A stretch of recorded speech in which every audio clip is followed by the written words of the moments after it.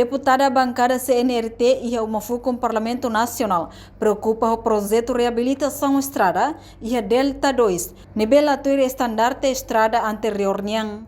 Representante Povo e Parlamento Nacional, Russi bancada CNRT, deputada Ângela Maria Corvelho, hatou preocupação li Russi nia intervenção foi na laisne. Nia hateteng, companhia nebe halo reabilitação estrada e a Delta 2, latura estandarte estrada anterior. Tuir mai declaração completa Russi deputada Ângela Maria Corvelho. Russi comunidade Delta 2 nebe que agora rau e ela projeto reabilitação estrada ba. A cara que agradece que tinamba quase 24 anos e trabalhou reabilitação.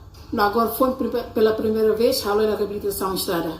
Mas be estrada be halo de tal forma que la tuir estrada anterior ulo 60 cêntimos vezes 40 cêntimos de largura, mas agora aumenta aqui para 1 metro vezes 1 metro.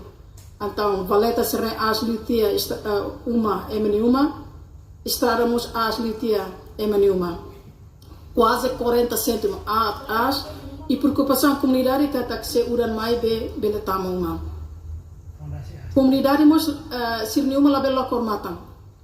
Varanda serna lokormatan la dia tamba portão as estrada valeta serna halo as litia uma.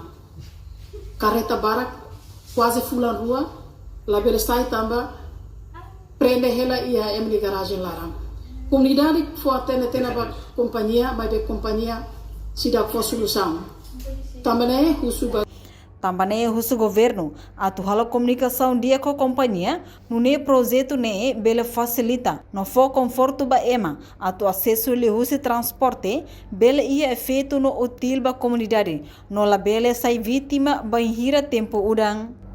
Entretanto, companhia de becar projeto estrada no drenagem e a área Delta 2, to Delta 4, mas companhia estar king unipessoal LDA.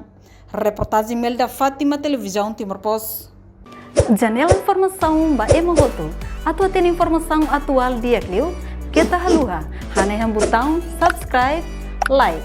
Halo comentário no faixa tutang ba media social hoto.